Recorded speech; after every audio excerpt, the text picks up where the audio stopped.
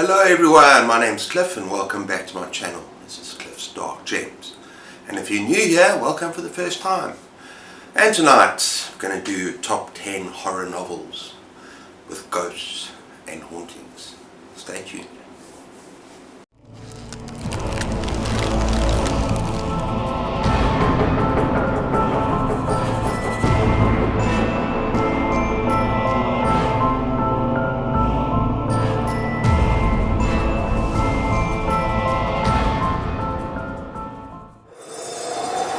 Okay everyone, so for this particular video I'm going to do my top 10 horror novels that have ghosts in them and also hauntings, haunted houses, haunted people, different kinds of haunting. I thought it would be appropriate for spooky season. And also I've tried for this list not to include one author more than twice. Actually in this list I think it's only two authors where I've mentioned their name twice. And first we're going to talk about some special mentions. So yeah, let's get going. Okay, so I really want to get this out the way. Kind of elephant in the room, I've already reviewed this book. And those who know my channel, this is an unpopular opinion. But this is a famous book. It's an incredibly popular book. An influential book.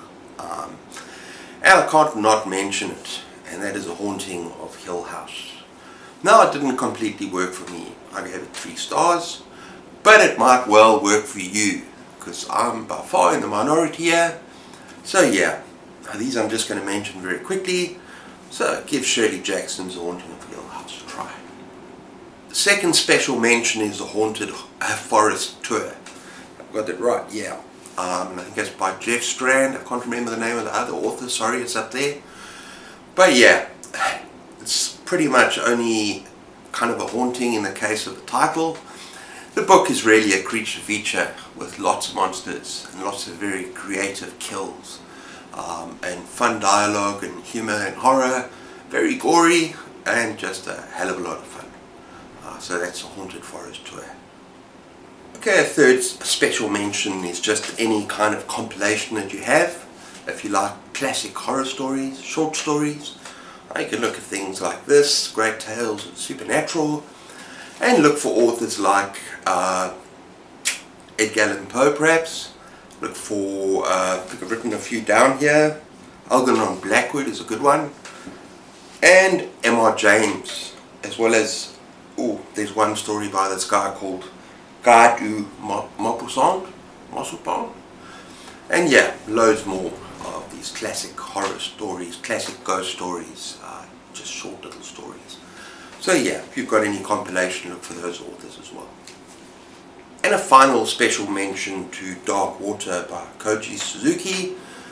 No, I didn't care for this collection that much, but there were some great stories. I think I just had a problem with the endings, but there are some kind of very creepy, haunting stories in this. A lot of them involve ghosts. And yeah, terror reaches new depths. So that is Dark Water. Okay, let's move on to my top 10. First book I'm going to talk about is The Manhattan Ghost Story by T.M. Wright. This has had mixed reviews on Goodreads. In fact, it's kind of low, I think 3.12 or something ridiculous. But it's quiet, unsettling horror. And it's kind of a strange tale. But you don't really need to expect anything menacing or terrifying in this tale. And it's about a photographer, and he moves to Manhattan to finish his book, his picture book, and he's staying in an apartment. His friends left him in the apartment while he's away, and when he gets there he meets this beautiful woman named Phyllis, and he falls madly in love with this woman. But then he learns that the guy who's left him in the apartment is actually wanted for murder. And he's wanted for the murder of his wife, Phyllis, who he's staying with and has fallen in love with. So yeah, very weird premise. And it's a creepy story. As I say, don't expect fireworks in the story. But all I can say is that if you really are in the mood for something kind of off-center, unsettling, atmospheric, creepy, then go for A Manhattan Ghost Story. But yeah, so it's a different kind of book. either love it, might not be for everyone. Okay, next up we have underrated gem, The Elementals by Michael McDowell. Gotta love that cover. Now this is about two very strange families, kind of weird families, messed up characters, and they're kind of bonded by blood or whatever. And they travelled down to their summer home, Victorian homes on the Gulf Coast for summer holidays, or travelled down together. So there's two homes, and then there's a third home, and the third home is empty. It's been kind of, the sand is kind of taking over this home. It's been encroached, but is it really empty? Yeah, there might well be something there. Now all I can say about this, it starts off very creepy, and it just gets better and better, and the ending is terrifying, really truly scary, and I highly recommend it. And this particular author is superb at Southern Gothic, at writing Southern Gothic settings and characters, and yeah, this is the first of two, and that is Elementals. Okay, next up we have Cold Moon Over Babylon, it's also by Michael McDowell. Awesome Southern Gothic. Now yeah, this is a murdered woman.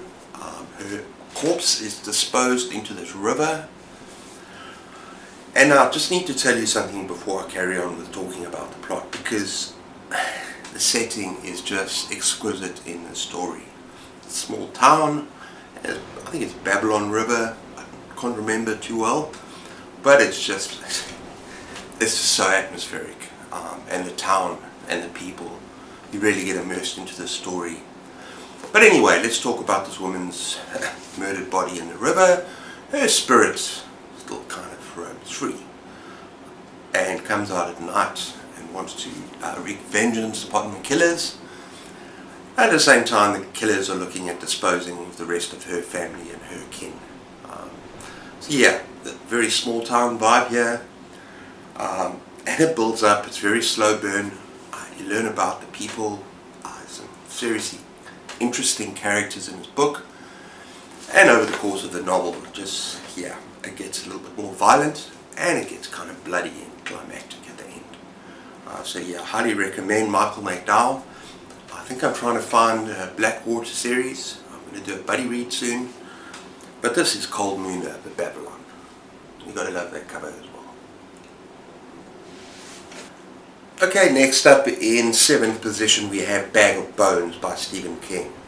Now it's a highly underrated novel. It's just so many layers, and it's about a best-selling author who's grieving, lost his wife very suddenly 4 years ago, and he moves back into Maine, into this lakeside resort, and at the same time this millionaire, absolutely demented, and he's ruling over this town with an iron fist. And what happens is this writer, he's got enough things to worry about with his own lakeside little thing. It's kind of this haunting going on, but he also falls for this woman, and there's a widower, think a widow, yeah, and her son, and kind of gets in the way of this demented, evil millionaire. Now, of course, there's a hell of a lot more to it than that. You learn about the backstory of his town. It goes into the history. And yeah, of course, there's a ghost story involved. And it's a beautiful story. As I say, it kind of reminds me a little bit of Doomickey, just in the kind of style. It's almost literary at times. And I just really, really enjoyed it. And it's one that if you haven't picked up, I recommend. That is Bag of Bones. Okay, next up we have Heart-Shaped Box by Joe Hill, sort of the son of Stephen King. And yeah, I don't have a copy anymore, which really irritates the hell out of me, but this is about an aging death metal rock star who collects very macabre things online, everything from a used hangman's noose to a cannibal cookbook, so whatever you can find that's really twisted and sick.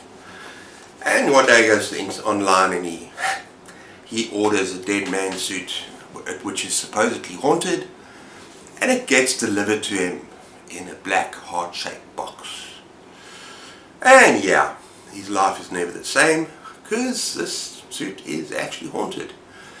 And the previous owner will not leave him alone. Just absolutely menaces him, terrifies him, haunts him. And of course he's got, it's just a kind of highway to hell kind of story. It really goes wild. It's a wild ride. And he's also not an unlikable character, which is typical of Joe Hill. He's got some of his own demons and things that he has to deal with, because the way that he's dealt with people in the past, his other band members, his father, his previous girlfriends. He's not the most pleasant person in the world. But you can't help feeling just a tiny bit sorry for him, for what's happening to him. And yeah, it's a wild ride, highly recommend it. And one of his best, although I think I prefer Nosferatu, and that is Heart-Shaped Box. Okay, in fifth position we have Ghost Story by Peter Straub. Now, I read this when I was 18 or 19, so you're talking about 35 years ago, something like that. And so I don't remember everything, but what I do remember is that it is incredibly slow burn. It is not an easy read, but if you're patient and you get through the kind of layers and the intricacies of the story, so kind of connect to each other, it's very atmospheric at first, tense, but then the ending is well worth it. Absolutely flippin' terrifying. So what's it about? Well, okay, it's about 4 older men who are hiding a terrible secret of something they did in their past, and they covered it up, and the past is coming back to haunt them. And at the beginning of the story they kind of have this clip, and they tell each other ghost stories. Then from what I remember, I think they start dying off, something like that. And also the town is gripped by this fear as well. But yeah, it's not an easy read, people, and it might not be for everyone. But if you've got patience and you like these long, complex books, yeah, it's well worth it because the payoff is awesome. That is Ghost Story. And excuse my nice tattered copy here. I have had it like for 30 years. Okay, next up we have the opposite of the previous book, which is The Willows by Algernon Blackwood, which I consumed in one sitting, just over 100 pages I think. Wow, such a powerful story, and such an awesome writer, very classic. And yeah, no blood or guts in this one, just atmosphere and tension and dread. And it's about these 2 men that go on a canoeing trip down the Danube, and when they stop for the night and they put up camp on this island, it's like all the environment around them, the air, everything around them, the willows, are just conspiring against them, threatening them. It's just, as I said, it's so atmospheric and it's tense, and it kind of goes to some Lovecraftian places at the end as well. It becomes truly terrifying. So well worth a read. And I love the way he writes, even though he's a real classic author, just writes it beautifully, got away with words. So yeah, this was one of my favourite stories from last year. I think it was last year, yeah. The Willows by Algernon Blackwood. Okay, this next book I read very recently, and it's possibly a contender for Book of the Year, we'll have to see. And that is Burnt Offerings by Robert Marasco. This is part of a 70s project, horror project I'm doing with a whole group of other booktubers. And we read a 70s horror book every single month. And yeah, this has been by far my favourite so far. And it's about a couple and the husband's aunt, the son, and they rent out this estate. It's kind of quite a large estate for the summer to get away from their apartment, which is noisy, kind of overcrowded and overheating, just terrible place to be for the summer. And yeah, they go and rent out this place, and the brother and sister there, they rent the place, but there's a catch. They have to stay there with the mom of the house.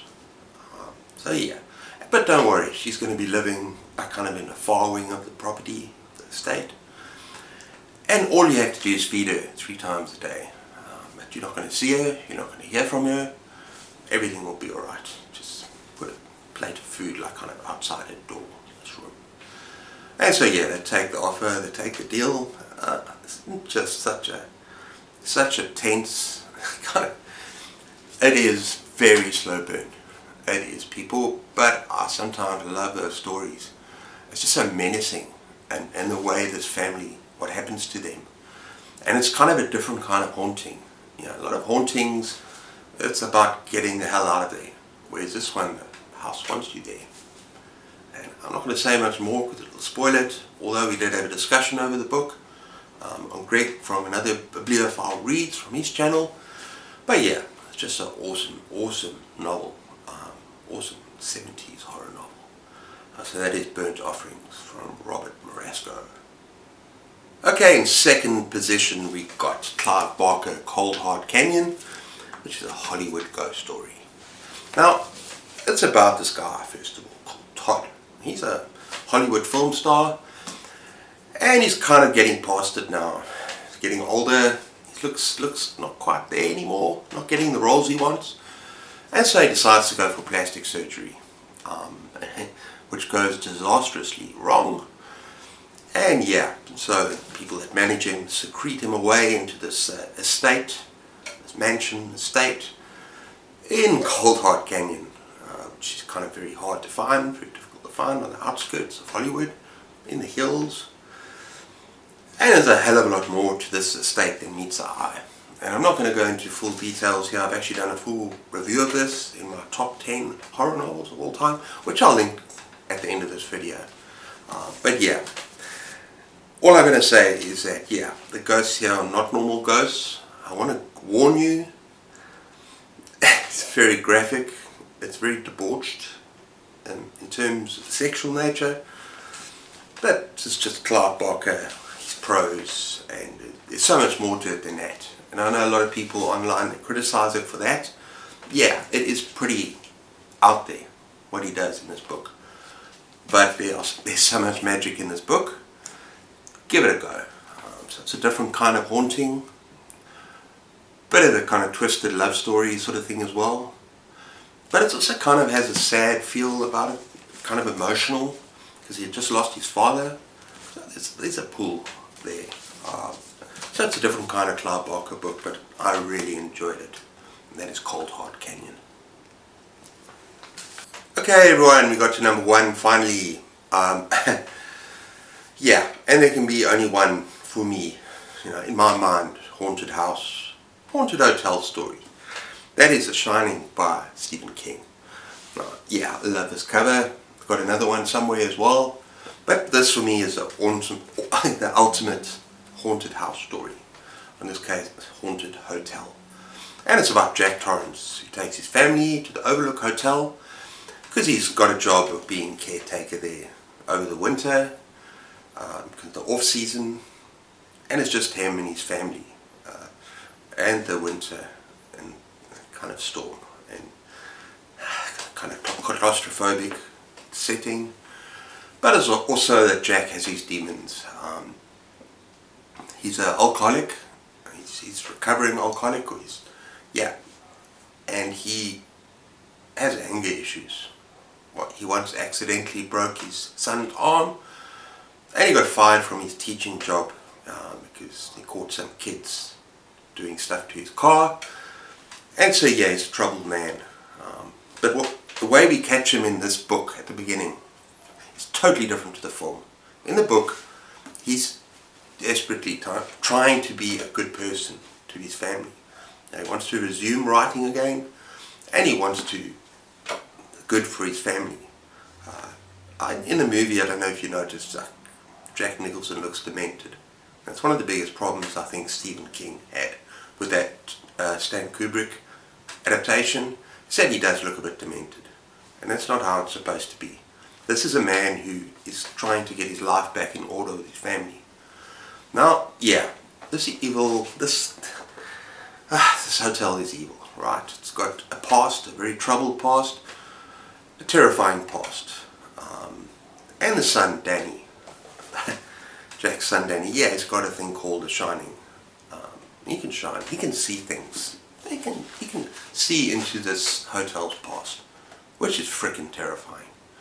But for me, the most terrifying thing about this book is that this man, this hotel works on this man who's trying to live a good life again with his family, and slowly but surely it drives him mad. And I think one of the scariest things about this novel is about a man threatening his family.